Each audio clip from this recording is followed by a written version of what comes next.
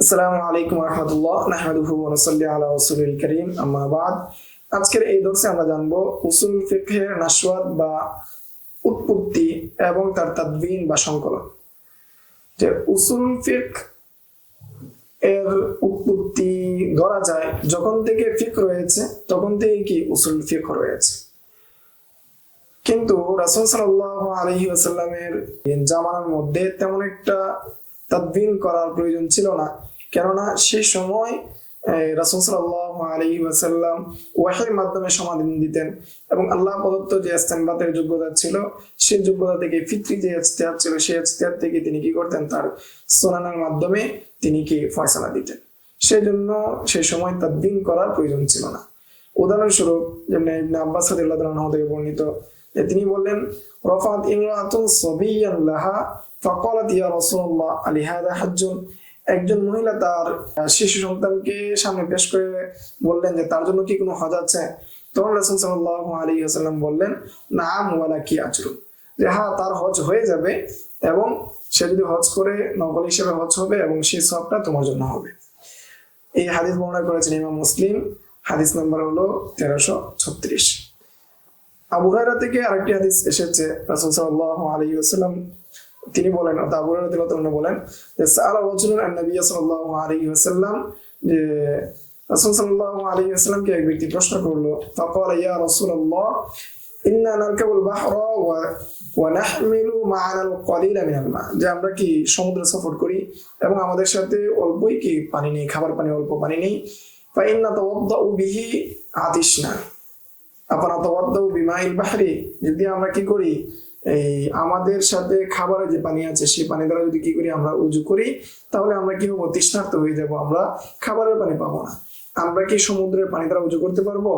ফাকাল রাসূলুল্লাহ সাল্লাল্লাহু আলাইহি ওয়াসাল্লাম ওয়াত তাহুর ওয়া মাউহু আল-হিল ওয়া ওয়াত তাহুর মাউহু, অর্থাৎ সেই পানি পবিত্র, সেটা দ্বারা তুমি উযু করতে পারো।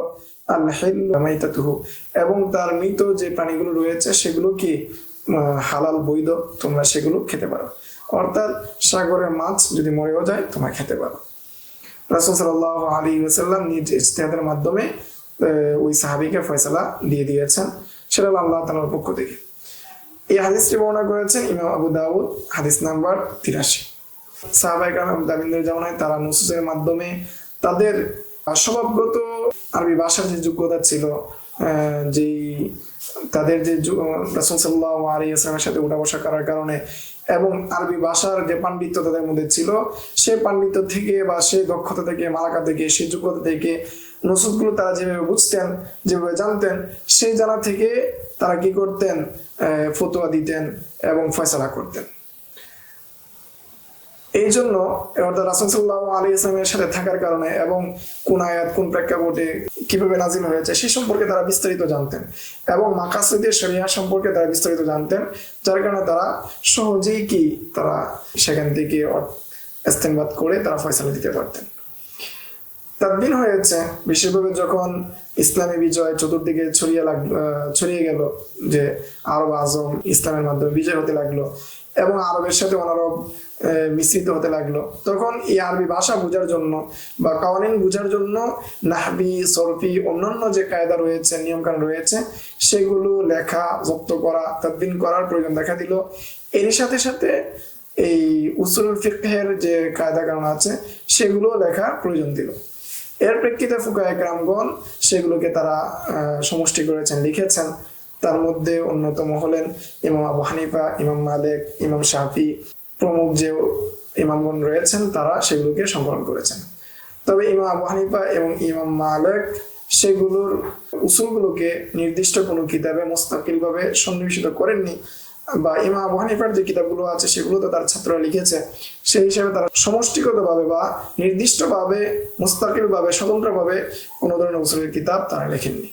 তবে ইমাম শাফি রাহমাতুল্লাহি আলাইহি এই উসুলের উপর তিনি কি করেছেন, উসুলের ফিকহের উপর কিতাব লিখেছেন, সেই কিতাবের নাম হলো আর-রিসালা। তো একটা সমষ্টিগতভাবে একটা প্রশ্ন আসতে পারে যে সর্বপ্রথম উসুল ফিকহ কে তাদবিন করেছেন, কে সংকলন করেছেন? এর উত্তর হলো আউয়ালু মান আল্লাফা ফি ইলমি উসুলিল ফিকহ, যে প্রথমেই যিনি কি করেছেন, উসুল ফিকহ সন্নিবেশিত করেছেন, তিনি হলেন ইমাম আবু হানিফা আন-নু'মান। তবে কেউ কেউ বলেন আবার তার ছাত্র, তার সবচেয়ে বড় ছাত্র, ঘনিষ্ঠ ছাত্র কাজী আবু ইউসুফ রাহিমাহুল্লাহ, তিনি কি করেছেন? সংকলন করেছেন। কিন্তু ইমাম আবু হানিফাই সংকলন করুক আর ইমাম আবু ইউসুফই সংকলন করুক, তাদের কারো কিতাব আমাদের নিকট পৌঁছেনি। তো আমাদের নিকট যে কিতাবটি পৌঁছেছে সেটা হলো ইমাম মুহাম্মদ ইবনে ইদ্রিস আশ-শাফিঈ রাহিমাহুল্লাহ, ইমাম শাফিঈ রাহমাতুল্লাহি আলাইহির কিতাব আর রিসালাটা আমাদের নিকট পৌঁছেছে। তার কিতাবের নাম হলো, প্রসিদ্ধ যে নাম সেটা রিসালা, সেটা আমাদের নিকট পৌঁছেছে 204 হিজরিতে। তো ধরা যায় 204 হিজরিতে আমাদের নিকট পৌঁছেছে। এবং ওই কিতাবের মুকাদ্দামা হলো আল-উম। এই জন্য বলা যায় যে ইমাম শাফিঈ রাহমাতুল্লাহি আলাইহি হলেন কি, যে প্রথম মুদাউইনকারী, প্রথম সংকলনকারী, উসুল ফিকহের প্রথম মুদাউইনকারী, প্রথম সংকলনকারী। কিন্তু বাস্তবতা বা প্রকৃতপক্ষে ধরে নেওয়া যায় যে ইমাম আবু হানিফা হলেন প্রথম সংকলনকারী বা প্রথম মুদাউইনকারী, সংকলক, এবং ইমাম আবু ইউসুফ। এটা সুস্পষ্ট হয়ে যায় ইমাম শাফিঈ রাহমাতুল্লাহ একটা কোল থেকে, সেটা হলো আন্নাসু কুল্লুহুম ইয়ায়ালুনা আলা ফিকহি আবি হানিফা, যে যত ফকি রয়েছে, যত মানুষ রয়েছে, সবাই ইমাম আবু হানিফার ফিকহের ক্ষেত্রে তার সন্তান তুল্য, তার পরিবার তুল্য। এটা অধিকাংশ ফুকায়ে কেরামের কুল, অর্থাৎ অধিকাংশ ফুকায়ে কেরামগণ তার যে ফিকহের ক্ষেত্রে ইমাম আবু হানিফার অগ্রগামিতার বিষয়ে সবাই স্বীকৃতি দিয়েছে।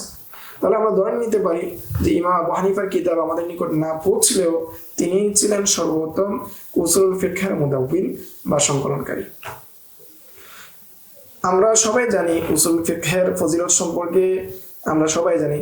তারপরে এখানে এক দুইটা হাদিস সংক্ষিপ্তভাবে উল্লেখ করছে যে উসুল ফিকহের যে ফজিলত, কোরআন এবং হাদিসের আলোকে কয়েকটি আমরা আয়াত এবং হাদিস উল্লেখ করছি। প্রসিদ্ধ আয়াত রয়েছে, ফালাউলা নাফারু মিন কুল্লি ফিরকাতিন মিনহুম তাইফাতুন লিয়াতাফাক্কাহু ফিদ-দীন।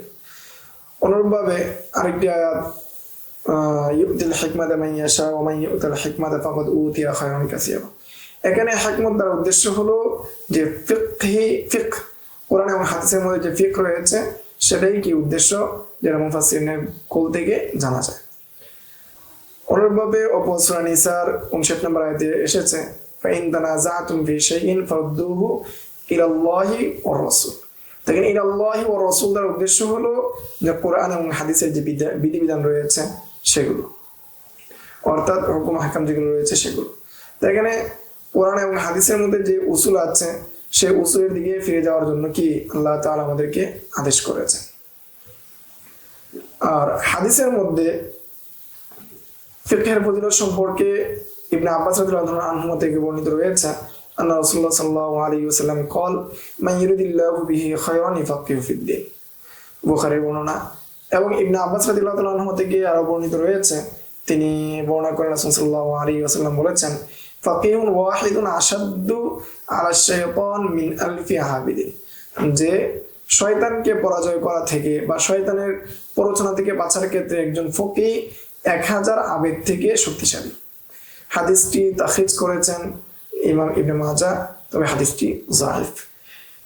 আবু হুরায়রা রাদিয়াল্লাহু তাআলা আনহু তিনি বর্ণনা করেছেন, রাসূল সাল্লাল্লাহু আলাইহি ওয়াসাল্লাম বলেন, আন-নাসু মাআদিনু কামাআদিনিয যাহাবি ওয়াল ফিদ্দা খিয়ারুহুম ফিল জাহিলিয়্যা খিয়ারুহুম ফিল ইসলাম ইযা ফাকিহু, যে মানুষ খনিজ সম্পত্তি নেয়, স্বর্ণ এবং রূপার যে খনিজ রয়েছে সেই খনিজের নেয়, যারা জাহিলি যুগে জ্ঞান এবং কি ফিকহের ক্ষেত্রে যারা জাহিলি যুগে উত্তম ছিল, তারা ইসলামের ক্ষেত্রেও কি উত্তম হয়ে যাবে যদি তারা ফিকহ অর্জন করে, দ্বীনের সমঝ অর্জন করে। হাদিসটি বর্ণনা করেছেন ইমাম মুসলিম রাহমাতুল্লাহি আলাইহি।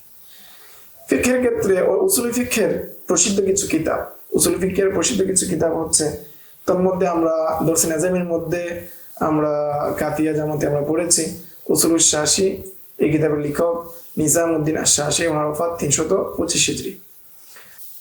এমনিভাবে উসুলুল খারকি, এই কিতাবের লেখক আবুল হুসাইন ইবনে উবাইদুল্লাহ, ওনার ওফাত 340 হিজরিতে। উসুলুল জাসসাস, এই কিতাবের লেখক আবু বকর আহমদ ইবনে আলী, ওনার ওফাত 378 হিজরিতে। তাহমিদুল ফুসুল, এই কিতাবের লেখক মুহাম্মদ ইবনে আহমদ, ওনার ওফাত 428 হিজরিতে।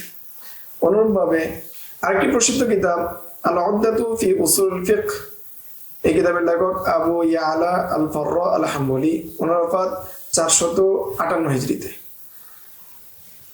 আরেকটি কিতাব আল উসুল, এই কিতাবের লেখক আলী ইবনে আহমদ আল বাজদাউই, ওনার ওফাত 482 হিজরিতে। আরেকটি প্রসিদ্ধ কিতাব মুনতাখাবুল উসুল, এই কিতাবের লেখক হুসাম উদ্দিন, তিনি প্রসিদ্ধ হলেন হুসামি নামে, ওনার ওফাত 644 হিজরিতে। আরেকটি কিতাব কাশফুল আসরার, এই কিতাবের লেখক আব্দুল আজিজ আল বুখারী, ওনার ওফাত 730 হিজরিতে। আরেকটি কিতাব আত-তাহরীর, এই কিতাবের লেখক কামাল উদ্দিন ইবনে হুমাম আল হানাফি, ফিকে হানাফির প্রসিদ্ধ একজন ব্যক্তি, ফতহুল কাদিরের লেখক, ওনার ওফাত 861 হিজরিতে।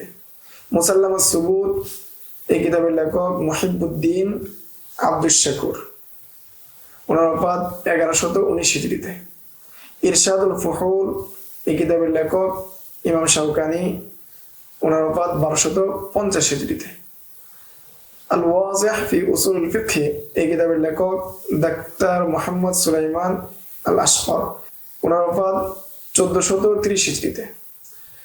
আল ওয়াজিজ ফি উসুল ফিকহ, এই কিতাবের লেখক ডাক্তার আব্দুল করিম আজ-জাইদান, ওনার ওফাত 1445 হিজরিতে। আল মুহাজ্জাব ফি উসুল ফিকহ আল মুকারান, এই কিতাবের লেখক আব্দুল করিম আন-নামলা, ওনার ওফাত 1435 হিজরিতে। এই ছিল প্রসিদ্ধ কিছু উসুল ফিকহের উপর লিখিত কিতাব সমূহের তালিকা এবং উসুল ফিকহের ফজিলত সংক্রান্ত সংক্ষিপ্ত আলোচনা। সামনের দর্শে আমরা ধারাবাহিকভাবে কাওয়াইদুল ফিকহের বিস্তারিত আলোচনা জানবো বা দেখবো ইনশাআল্লাহ। আসসালামু আলাইকুম ওয়া রাহমাতুল্লাহ। ومن يؤت الحكمة فقد أوتي خيرا كثيرا وما يذكر إلا أولو الألباب